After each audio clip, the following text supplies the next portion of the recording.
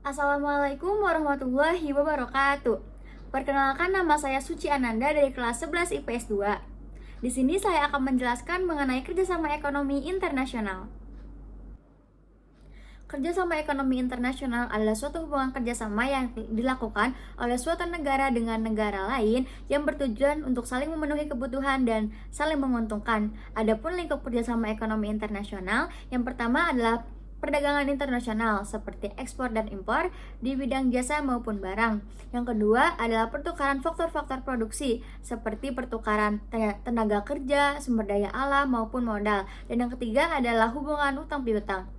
Kemudian, adapun manfaat kerjasama ekonomi internasional, yang pertama adalah meningkatkan pendapatan negara, yang kedua adalah menjaga kestabilan harga dalam negeri, yang ketiga adalah membuka lapangan tenaga kerja baru, yang keempat mempercepat pembangunan nasional, dan yang kelima adalah mempercepat alih teknologi. Adapun bentuk-bentuk kerjasama ekonomi internasional, yang pertama adalah kerjasama bilateral, yaitu kerjasama yang dilakukan oleh dua negara, contohnya Indonesia dengan Jepang. Yang kedua adalah kerjasama multilateral. Kerjasama multilateral ini dilakukan oleh lebih dari dua negara tanpa adanya batasan. Contohnya itu ILO atau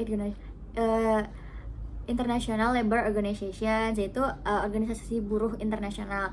Yang ketiga ada kerjasama regional, yaitu kerjasama yang dilakukan oleh beberapa negara dalam suatu kawasan, contohnya ASEAN. Terus yang keempat adalah kerjasama multilateral, yaitu kerjasama ekonomi yang dilakukan oleh lebih dari dua lembaga atau dua regional, contohnya hubungan antara Asia dan juga Eropa. Yang kelima ada hubungan berdasarkan tujuan, yaitu seperti ADB, ASEAN Development Bank. Dan yang terakhir ada kerjasama berdasarkan lapangan usahanya, yaitu contohnya itu OPEC, Organizations of Petroleum Exporting Countries, yang dimana isinya adalah negara-negara yang penghasil minyak. Adapun contoh-contoh lembaga kerjasama internasional, yang pertama ada ASEAN, Associations of Southeast Asian Nations, yang didirikan pada tanggal 8 Agustus 1967 melalui Deklarasi Bangkok di Thailand dan dihadiri oleh 5 negara. Kemudian pada tahun 2010, ASEAN beranggotakan menjadi 11 negara. ASEAN tidak hanya mencakup di bidang ekonomi, tetapi juga mencakup di bidang sosial, budaya, dan juga politik. ASEAN mempunyai tujuan yaitu meningkatkan kerjasama di bidang industri, perdagangan, dan juga pertanian. Kemudian pada tahun 1992, ASEAN mendirikan AFTA, yaitu ASEAN Free Trade Area, yang bertujuan untuk meningkatkan ekonomi yang merata di kawasan ASEAN. Kemudian yang kedua ada APEC, yaitu Asia Pacific Economic Cooperation, yang didirikan pada tahun 1989 di Australia. APEC ini mempunyai tujuan untuk menjalin kerjasama di bidang investasi dan pariwisata di wilayah Asia dan Pasifik. Yang ketiga ada APO, yaitu ASEAN Productivity Organizations. Organisasi ini bertujuan untuk meningkatkan produktivitas negara-negara di Asia. Kemudian yang keempat ada World Bank atau Bank Dunia. World Bank ini mempunyai tugas yaitu memberikan bantuan ekonomi kepada negara-negara anggotanya untuk pembangunan infrastruktur. Kemudian yang kelima ada European Union atau Uni Eropa. Uni Eropa ini didirikan untuk menyusun politik perdagangan dan juga mendirikan daerah perdagangan bebas di kawasan Eropa. Kemudian yang keenam ada ITO atau International Trade Organizations. Organisasi ini mempunyai tujuan untuk membatasi dan membuat aturan akan kelancaran pertukaran barang internasional. Kemudian yang ketujuh ada ILO atau International Labour Organizations. Organisasi buruh internasional ini didirikan setelah Perang Dunia yang pertama karena untuk bertujuan untuk mendorong terciptanya peluang pekerjaan yang layak. Kemudian yang kedelapan ada OPEC atau Organizations of Petroleum Exporting Countries. Nah, OPEC ini negara-negara anggotanya yaitu negara-negara yang pengekspor minyak bumi seperti Arab Saudi, Irak, Iran, Kuwait, dan juga Venezuela. Salah satu tujuan OPEC ini adalah menghindarinya persaingan antara negara-negara pengekspor minyak. Kemudian yang ke-9 ada IMF atau International Monetary Fund. IMF ini dibentuk setelah perjanjian Bretton Woods di Amerika Serikat pada tahun 1947. IMF ini mempunyai tujuan yaitu memberikan kredit kepada negara-negara anggotanya untuk memperbaiki neraca pembayaran yang tidak seimbang. Yang ke-10 ada Liga Arab. Liga Arab didirikan pada tanggal 10 Mei 1950. Kerjasama antar negara di Liga Arab meliputi ekonomi dan keuangan dan juga perhubungan. Perhubungan di sini mencakup perkereta-apian, jalan raya maupun hubungan udara. Yang ke-11 ada ADB, ASEAN Development Bank. Bank Pembangunan Asia ini mencakup negara-negara di kawasan Asia dan juga Pasifik, bertujuan untuk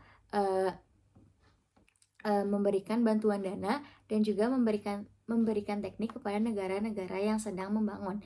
Kemudian yang ke-12 ada NAFTA atau North American Free Trade Area. Nah, NAFTA ini didirikan pada tanggal 12 Agustus 1942, namun baru aktif pada tahun 1944. Tujuan utama dari NAFTA ini adalah mengusahakan standarisasi barang-barang yang diperdagangkan. Kemudian yang ke-13 ada IDB atau Islamic Development Bank. Bank Pembangunan Islami ini beranggotakan negara-negara Islam atau negara-negara yang mayoritas penduduknya beragama Islam. Tujuan utama dari IDB ini adalah membantu membangun ekonomi sosial di negara anggotanya. Kemudian yang ke-14 ada IDA atau International Development Associations. Nah, IDA ini bertujuan untuk membantu mendapatkan pinjaman dari Bank Dunia. Yang ke-15 ada IFC atau International Finance Corporations. IFC sendiri merupakan salah satu bagian dari Bank Dunia yang dimana bertujuan untuk mengalirkan private foreign investment kepada negara-negara yang sedang berkembang. Nah, badan ini meminjamkan dana dengan cara menginvestasikan kepada pengusaha-pengusaha swasta di bidang produksi, yaitu penanaman modal atau manajemen.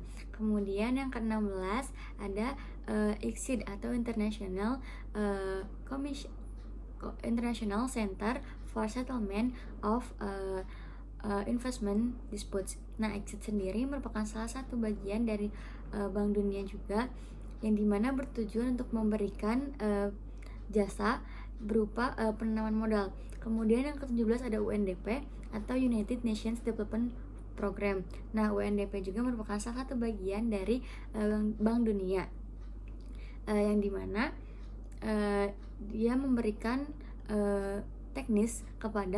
memberikan bantuan teknis kepada negara yang sedang berkembang. Kemudian yang ke-18 ada ECOSOC atau Economic Social Council. Nah, ECOSOC juga mempunyai beberapa tujuan. Yang pertama adalah meningkatkan mutu kehidupan. Yang kedua adalah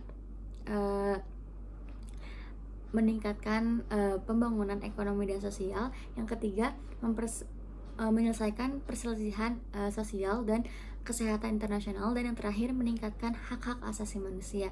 Kemudian yang ke-19 ada EKF atau Economic Commissions for ASEAN and the Far East. Nah, jadi EKF ini salah satu bidang di ECOSOC. Nah, EKF mempunyai tujuan untuk mengembangkan negara-negara Asia Timur Jauh di bidang ekonomi dan juga sosial. Dan yang terakhir adalah World Trade Organization. WTO ini didirikan pada tahun Januari 1995. Nah, WTO juga mempunyai tujuan yaitu menghilangkan rintangan-rintangan perdagangan antar negara anggotanya.